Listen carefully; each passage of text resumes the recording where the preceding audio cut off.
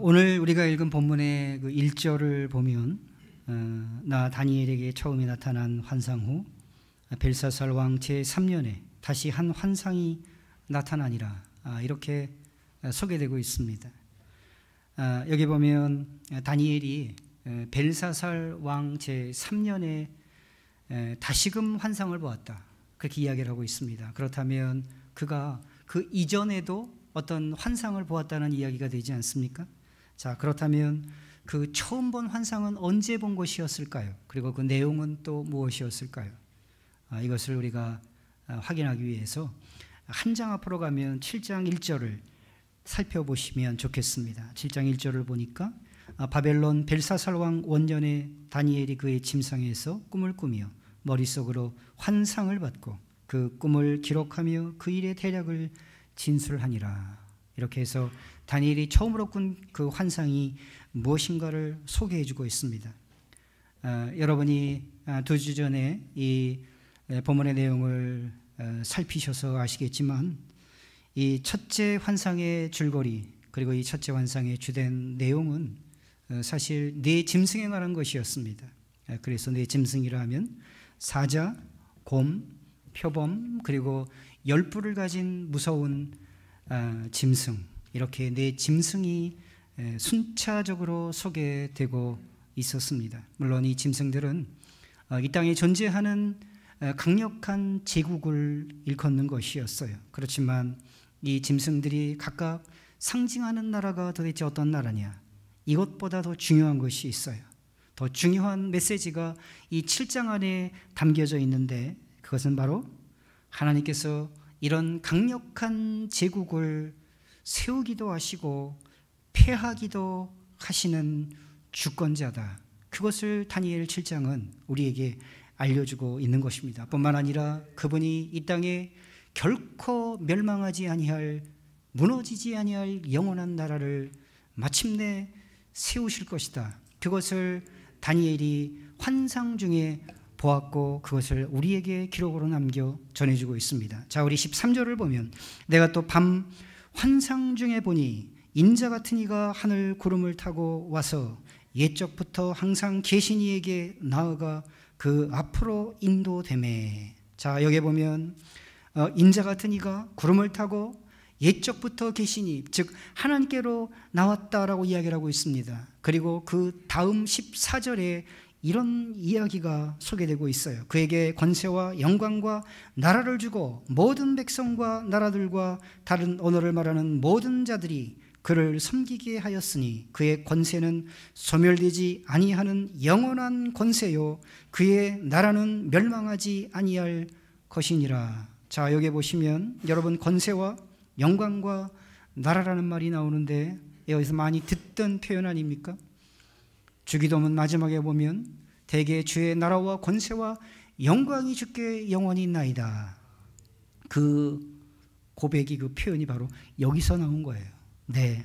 자, 그 인자 같은 이에게 옛적부터 계신 하나님께서 무엇을 주셨다고요? 권세와 영광과 나라를 주셔서 모든 백성이, 모든 족속이 그 인자 같은 이를 섬기게 하셨어요. 그리고 그가 다스리는 나라, 그가 세워 다스리는 나라가 영원히 멸망치 아니할 것이다, 그것을 지금 다니엘에게 보여주고 있는 것입니다. 자, 여러분, 다니엘은 이처럼 이미 7장에서 그의 가슴을 뛰게 하는 가슴 벅찬 환상, 가슴 벅찬 예언을 들었습니다. 그러면 이제 다니엘에게 자연스럽게 이런 질문이 생기지 않았겠어요? 하나님이 이 약속을 나에게 주셨는데 이 가슴 벅찬 그분이 세우시는 이 영원한 나라, 하나님이 다스리시는 이 나라, 이 아름다운 나라가 도대체 언제 이 땅에 임하게 될 것인가? 그때는 언제가 될 것인가? 그것을 아마 다니엘은 오매불망 기대했을 것입니다. 그 답변을 듣고 싶어 했을 거예요. 그런데 2년 후에 하나님이 다시금 환상 가운데 그를 찾아오셨어요. 그리고 8장의 내용이 펼쳐지게 되는 것입니다. 그런데 안타깝게도, 놀랍게도 8장에서 보면 다니엘이 가졌음직한 이 질문에 대해서, 이 궁금증에 대해서 하나님이 결코 한마디도 하지 않으시는 것을 확인할 수가 있습니다. 오늘 8장을 보시면 7장과 달리 전혀 다른 두 종류의 짐승이 등장해요. 그 두 짐승은 바로 숫양과 숫염소예요. 자, 숫양은 무엇입니까? 현재 제국 바벨론을 굴복시키고 또 다른 강자로 떠오르게 될 페르시아를 이야기하는 것입니다. 이것은 우리가 읽지는 않았지만 8장 본문에 정확하게 소개되고 있는 내용입니다. 자, 그러면 숫염소는 무엇이냐? 또 이 페르시아를 굴복시키고 새로운 강자로 부상하게 되는 헬라, 즉 그리스를 일컫는 것입니다. 우리가 알고 있는 역사의 알렉산더 대왕은 바로 이 헬라 제국을, 그리스 제국을 이 땅에 세운 인물이 되는 것이죠. 그런데 이 왕이 일찍 죽습니다. 그리고 그가 정복했던 나라가 네 곳으로 쪼개져요. 그의 휘하에서 그를 섬겼던 장군들이 각 나라를 한 덩이씩 맡아서 작은 네 나라를 다스리게 되는 것입니다. 이것도 정확하게 다니엘 8장 후반부에 보면 등장하게 되는 것입니다. 그런데 우리가 주목해야 되는 한 나라가 있어요. 그 나라가 바로 시리아라는 나라입니다. 그리고 그 시리아를 다스렸던 왕조가 셀루쿠스 왕조라는 것이에요. 이 셀루쿠스 왕조의 8번째 왕이었던 한 인물, 그가 바로 안티오쿠스 에피파네스라는 유명한 왕이었습니다. 이 안티오쿠스 에피파네스를 우리는 잘 기억할 필요가 있습니다. 이 사람이 유대인들에게 매우 경악스러운 일을 저질렀어요. 안식일 준수를 금했습니다.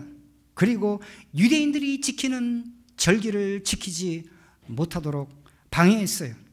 성전에서 드리던 예배도 금지시켰고, 심지어 아이들에게 할례를 주던 유대인들의 독특한 종교적인 습관도 금지시켜 버렸습니다. 그리고 성전에 들어가서, 직접 그가 성전에 들어가서 부정한 돼지를 제물로 삼아 제사를 드렸어요. 하나님을 모욕한 것입니다. 뿐만 아니에요. 유대인들이라면 절대로 먹지 않을 돼지고기를 유대인들로 하여금 억지로 먹게끔 강요를 했어요. 그리고 자기의 명령을 따르지 아니하는 경건한 유대인들을 가차없이 잔인하게 죽음으로 내모는 참극을 벌이고 말았습니다. 여러분, 이처럼 끔찍한 자기 조국의 미래, 자기 민족의 미래를 다니엘이 지금 환상을 통해서 보게 된 것입니다. 이 모든 환상을 보고 다니엘이 얼마나 충격을 받았는지가 오늘 8장의 마지막에 이렇게 소개되고 있습니다. 자, 우리 8장 마지막을 보시면 다니엘이 이런 상황이었음을 소개해주고 있어요. 이에 나 다니엘이 지쳐서 여러 날 앓다가 일어나서 왕의 일을 보았느니라. 내가 그 환상으로 말미암아 놀랐고 그 뜻을 깨닫는 자도 없었느니라.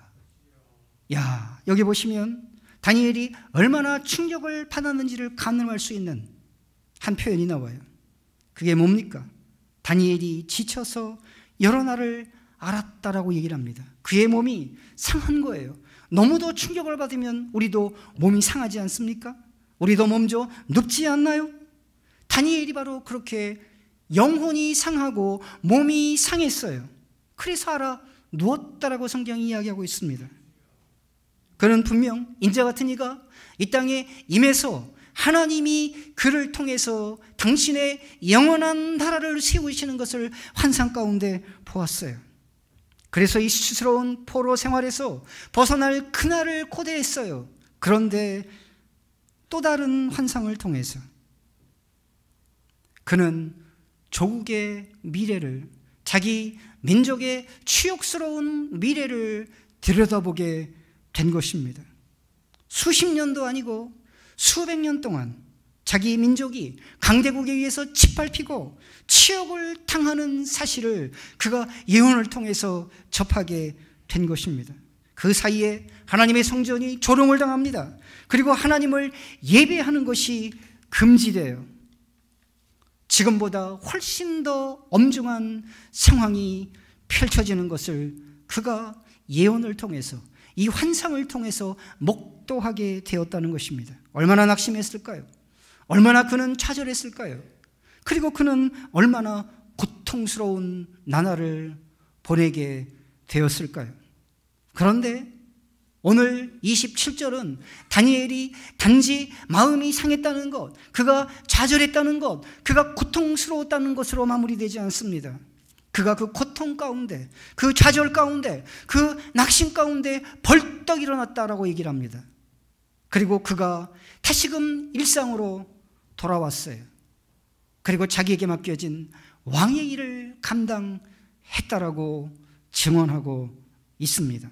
한마디로 말씀드리면 그가 믿음으로 자기 앞에 펼쳐질 이 위기를 넉넉하게 이겨냈다는 것이에요. 그래서 오늘 우리가 이 다니엘 8장의 이야기를 통해서 배워야 할 교훈 한 가지를 여러분과 나누고 싶은 것입니다. 우리가 오늘 이 다니엘 8장의 이야기를 통해서 가슴 깊이 새겨야 할 교훈, 그것은 도대체 무엇일까요? 성도들도 세상에서 고난을 경험한다는 것입니다. 성도들도 이 세상에서 고난을 경험하게 된다는 사실을 다니엘 8장이 우리에게 엄중하게 가르쳐주고 있어요. 여러분, 우리는 믿음만 있으면 어떤 어려움도 겪지 않아도 된다라고 생각하는 경향이 있어요. 그리고 실제로 그것을 강단에서 가르치는 교사들이 존재하고 있는 것도 사실입니다. 그렇지만 성경은 전혀 다른 이야기를 하고 있다는 것을 꼭 기억하시기 바랍니다. 제가 어릴 때 제 할머님이 열심히 절을 다니시는 보살이셨어요. 네, 할머니를 따라 절에 가면 주지 스님이 저희 할머니한테 보살님 오셨어요 그랬어요. 네, 그게 알고 보니까 집사님 같은 소리였어요. 집사님 오셨어요랑 똑같은 소리였더라고요. 저도 할머니를 따라서 절을 다니는 대단히 독실한 불자였습니다. 저도 불교 신자였어요. 제가 어릴 때는 항상 목에다가 염주를 달고 다녔어요. 네, 상상이 되십니까? 그런데 할머니가 이 절에 가시면 스님에게 가끔 이상한 소리를 듣고 오세요. 초등학교 3학년 때쯤으로 기억이 나는데 할머님이 저보고 절을 다녀오시더니 너는 올해 물가 근처도 갈 생각을 하지 말라, 그렇게 저한테 단도리를 하셨어요. 네, 그래서 제가 궁금해서 물어봤어요. 왜요 할머니?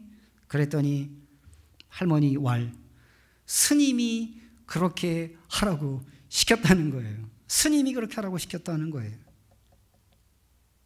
저에게 애기 있다는 겁니다. 그러면서 제가 베고 자는 베개 속에 절에서 스님으로부터 받아온 부적 하나를 집어넣어 주셨어요. 그리고 이 부적을 날마다 베고 자라는 거예요. 그러면 네가 올여름 애군을 피할 수가 있다, 그렇게 이야기를 저한테 하셨어요. 진지하게 하셨어요. 저를 사랑하는 그 따뜻한 눈빛으로 할머님이 저에게 주셨던 그 당시의 인상을 제가 지금도 생생하게 기억하고 있습니다. 그런데 여러분, 교회를 다니는 많은 사람들도 믿음을 마치 저희 할머님이 절에서 스님에게 받아온 부적처럼 여기며 그렇게 믿음 생활을 하는 사람들이 있어요.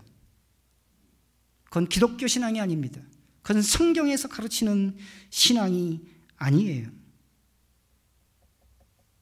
많은 사람들이 믿음을 그냥 부적 정도로 생각해요.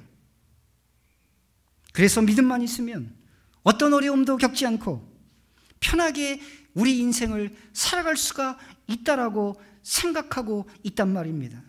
그렇지만 성경은 그것을 진리라고 가르치지 않습니다. 다니엘은 여러분 아시는 것처럼 믿음의 사람이었어요. 남다른 믿음을 가졌던 사람입니다. 얼마나 믿음이 출중했냐 하면 자기의 목숨을 걸고 그가 기도했던 사람이었어요. 자기가 기도하는 시간을 지키기 위해서 자신의 목숨조차도 가볍게 여길 수 있었던 사람이었습니다. 그가 얼마나 믿음이 대단한 사람이었냐 하면 하나님이 특별히 그를 찾아오셔서 그에게 미래에 일어날 이야기를 환상을 통해서 일러주실 만큼 그는 하나님으로부터 신뢰를 받는 믿음의 사람이었어요. 그런데 그런 다니엘도 포로로 이방 나라로 끌려왔어요. 그것을 피할 수가 없었습니다. 자기 민족이 다시금 완전한 나라를 세우는 것을 그는 결코 그의 생전에 볼 수가 없었어요. 뿐만이 아니에요. 수백 년이 흘러도 여전히 자기가 사랑하는 민족, 자기가 사랑하는 조국이 이방인의 압제 아래에서 계속해서 시달리고 어려움을 겪게 되리라는 사실을 그는 예언을 통해서, 환상을 통해서 듣게 되었던 것입니다. 다니엘은 믿음의 사람이었지만 우리가 생각하는 것처럼, 우리가 기대하는 것처럼 그의 믿음으로 그의 앞에 놓여있는 고난이라는 산을 옮길 수는 없었어요. 이게 성경에 보시면 특별한 이야기가 아니에요. 다니엘만 경험한 특별한 이야기가 아니라 이것은 신앙인 모두에게 적용되는 일반적인 원리라고 성경이 가르치고 있는 것이죠. 자, 여러분, 우리가 보통 믿음이 무엇인가를 배우기 위해서 믿음의 사람들이 어떻게 그 믿음을 통해서 이 땅의 어려움을 극복했는가를 보고 싶다면 우리는 히브리서 11장을 열게 될 것입니다. 그리고 그곳에서 믿음으로 살았던 사람들의 그 엄청난 삶의 스토리를 우리는 그 11장을 통해서 확인할 수가 있게 됩니다. 그러나 우리가 놓치는 것이 있어요. 여러분, 히브리서 11장 마지막에 가시면 우리의 예상과 전혀 다른 삶을 살아냈던 사람들의 이야기가 소개되고 있습니다. 전혀 이름이 알려지지 않은 사람들, 그러나 믿음의 전당에 올라왔던 그 사람들의 행적이 이렇게 소개되고 있습니다. 자, 우리 히브리서 11장을 보시겠습니다.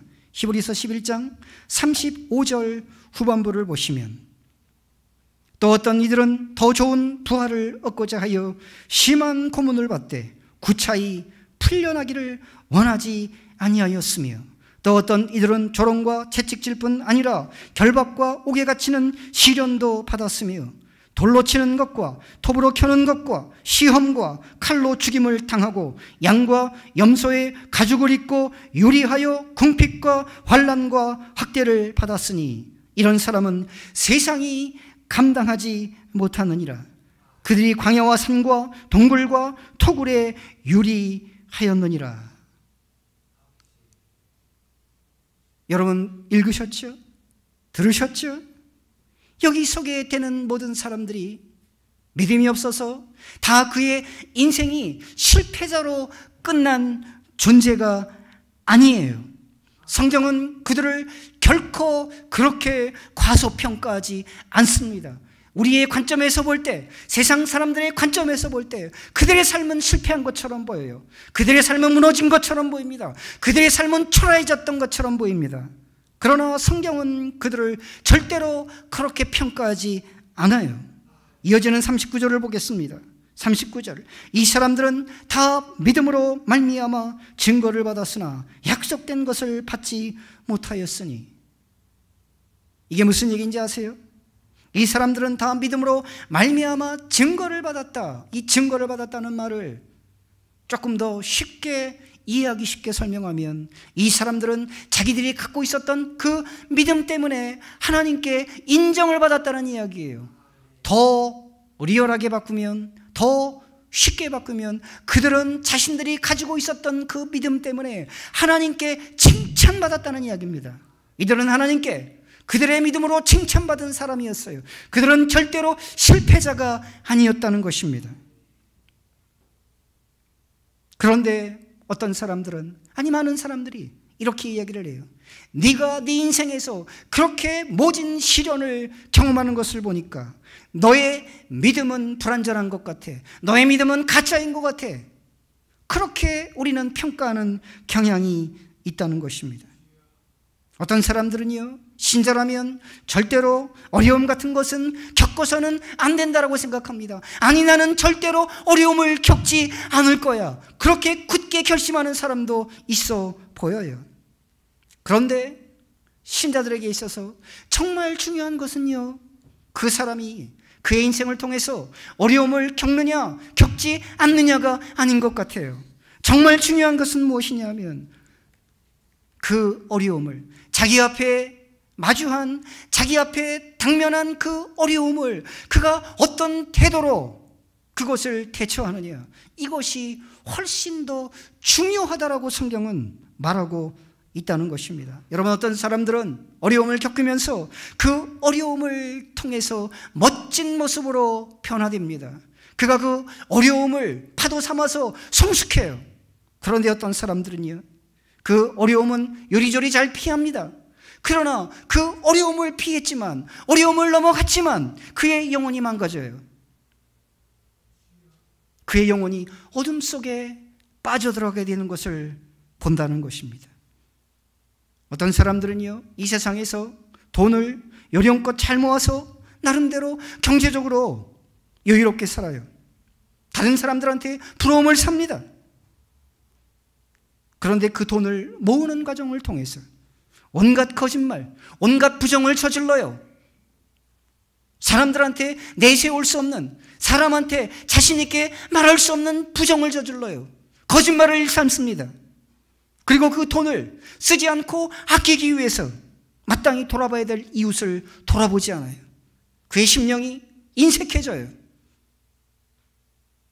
그러면 그 사람의 통장에 쌓인 돈이 과연 그 사람의 영혼에 무슨 의미가 있냐는 소리예요.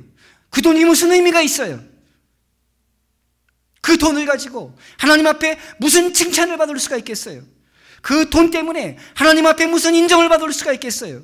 그 돈이 하나님 앞에서 무슨 증거로 나타날 수가 있겠냐는 것이에요. 그럴 수 없어요. 아무런 의미가 없어요.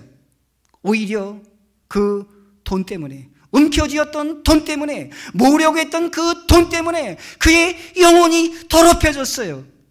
그 영혼이 오염되고 말았다는 이야기입니다. 그런데 전혀 반대의 경우도 있어요. 제가 어린 시절 다니던 교회의 한 집사님 이야기예요. 자세한 이야기는 제 기억 속에서 많이 사라졌어요. 이름도 까먹었어요. 그러나 어느 날 금요, 심야, 철야기도회를 갔어요.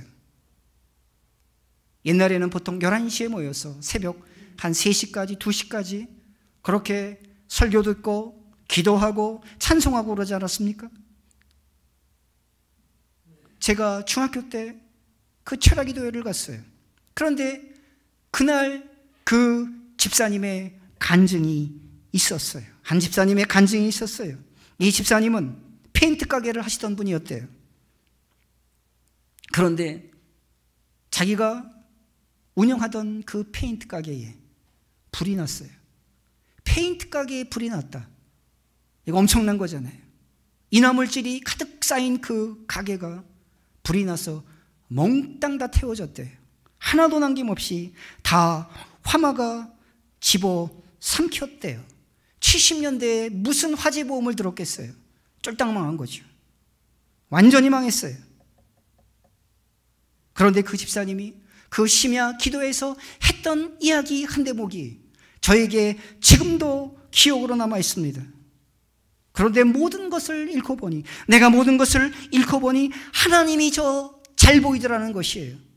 내가 모든 것을 다 잃고 보니 그때서야 비로소 하나님이 내 눈에 들어오더라는 거예요. 사랑하시는 성도 여러분, 그분은 자신의 상실을 통해서 그가 그전에는 결코 쳐다보지 않았던 하늘을 올려다보게 되었어요. 그가 전에는 결코 견눈도 주지 않았던 하나님을 찾게 되었어요. 그리고 그 고통 속에서, 그 시련 속에서 하나님을 만났어요. 예수 그리스도를 만났어요. 자신이 죄인이라는 사실을 깨닫게 되었어요. 그리고 하나님께 나와서 자신의 죄를 용서받고 예수 그리스도를 통해서 하나님의 자녀가 되었어요. 새로운 인생이 그에게 펼쳐지게 되었다는 것입니다. 그래서 그가 겪은 손해가, 그가 겪은 손실이 오히려 그의 영혼에는 이루 말할 수 없는 축복이 되고 영광이 되었다는 것입니다. 사랑하시는 성도 여러분, 놀랍게도요, 우리들의 인생은 시련을 마주칠 때 비로소 우리의 연약함을 발견해요. 우리가 얼마나 오만하게 살았는지를 깨닫게 돼요. 얼마나 우리가 더럽게 살았는지를 그때야 비로소 헤아리게 된다는 거예요. 그래서 그 시련 앞에서 하나님을 찾아요. 하나님께 엎드려요. 하나님을 의지해요. 그리고 비로소 하나님과 동행하는 삶을 살게 돼요. 그래서 C.S. 루이스라는 영국의 평신도 신학자는 이런 말을 했어요.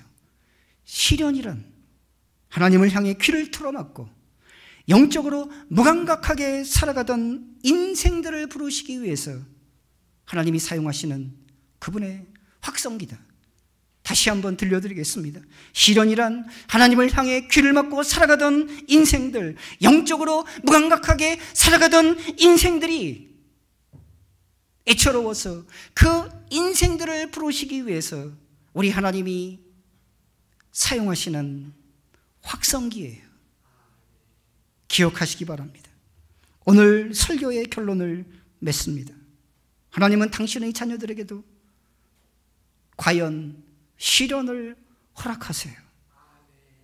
그리고 그 시련을 통해서 우리가 그토록 애쓰며 붙잡으려고 찾던 것들, 그것들이 얼마나 일시적인 것인가, 그것이 얼마나 헛된 것인가, 그리고 그것이 얼마나 바람처럼 가벼운 것인가를 깨닫게 하세요.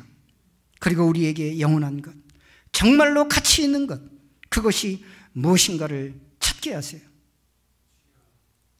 그리고 마침내 그 시련 가운데 저와 여러분의 영혼을 부르세요. 그리고 우리를 만나주세요.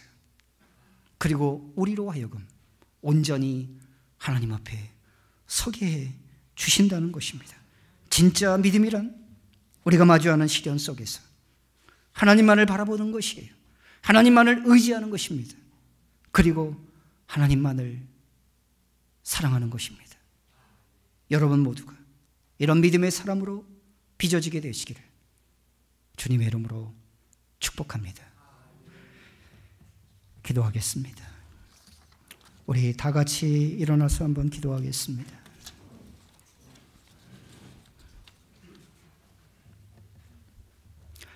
사랑하는 하나님, 오늘 주신 말씀 우리들 가슴에 감사함으로 담습니다.